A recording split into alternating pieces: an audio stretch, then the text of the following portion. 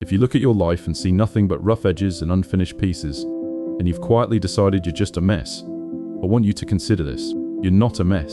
You're a work in progress. What you're judging as failure is simply an unfinished thing, caught in the middle of being made. We're surrounded by finished things, polished people, completed lives, the highlight reels of everyone we've ever met. So when we look inward and find ourselves still rough, still contradictory, still under construction, we don't read it as normal. We read it as broken. We compare our messy middle to everyone else's edited ending and conclude that we, specifically, are the ones who didn't come together right. But you were never meant to be finished by now.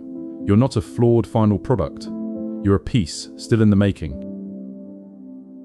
Let me give you a picture for it.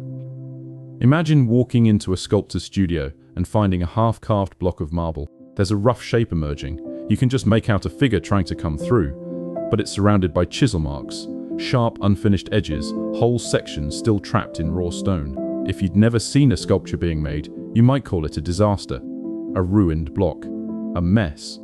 But the sculptor doesn't see a mess. The sculptor sees a process. Every rough edge is a place that hasn't been refined yet. Every flaw is just an area still waiting for the chisel. The half-finished statue isn't failing to be a statue. It's becoming one, in the only way statues are ever made.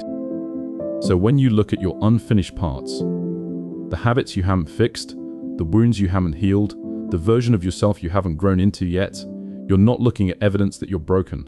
You're looking at a sculpture mid-carve. The roughness isn't proof you failed. It's proof you're still being made and that the work isn't over. Let me tell you about someone. I'll call her Sophia. Sophia was relentlessly hard on herself. She kept a running inventory of everything that was wrong with her.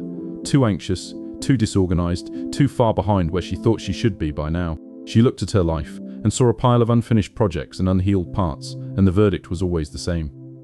I'm just a mess. The cruelty of that judgment was constant, and it never once made her better. It only made her tired. What finally changed for Sophia wasn't that she fixed everything. It was the day she started seeing her rough edges as a sculptor would. The anxiety wasn't a permanent flaw. It was an area still being worked on. The disorganization wasn't who she was. It was a part not yet refined. She stopped looking at herself as a finished failure and started looking at herself as a piece in progress with the chisel still in motion. And the moment she made that shift, something eased. She could be kind to the unfinished parts, the way you'd be patient with a statue that wasn't done. And kindness, it turned out, carved far better than contempt ever had. There's real science under this. Psychologist Carol Dweck spent decades studying what she calls mindset, and her research drew a sharp line between two ways of seeing ourselves. A fixed mindset says you are what you are.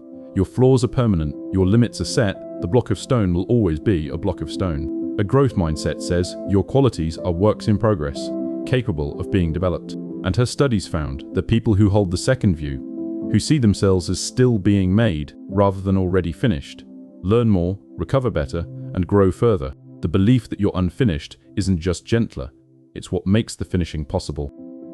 So if you've been calling yourself a mess, here are 3 things I want you to understand.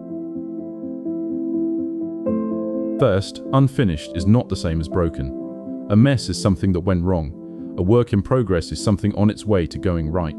The difference is entirely in how you read the rough edges. As permanent damage, or as places the chisel simply hasn't reached yet. Choose the reading that's actually true. You are not done. Second, the sculptor doesn't hate the marble. You cannot carve yourself into something better while despising the stone you're working with. Contempt makes clumsy, frightened cuts. Patience makes careful ones. Be the kind of sculptor who works on the unfinished figure with steady hands and a steady heart. Because the harshness you aim at yourself doesn't refine you. It just chips away the wrong parts. Third, the work is the point. There is no final, finished you. Here's the freeing part. You will never wake up one morning fully carved, complete, with nothing left to refine. And that's not failure. That's being alive. The goal was never to finish. It was to keep becoming.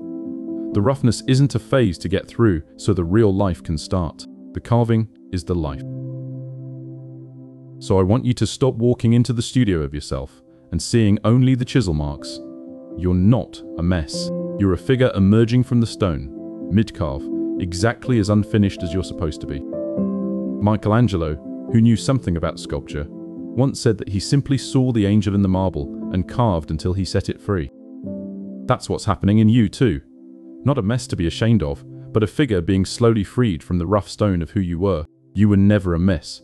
You were just a work still in progress, and that has always been the most hopeful thing a person can be. So pick up the chisel gently and keep carving.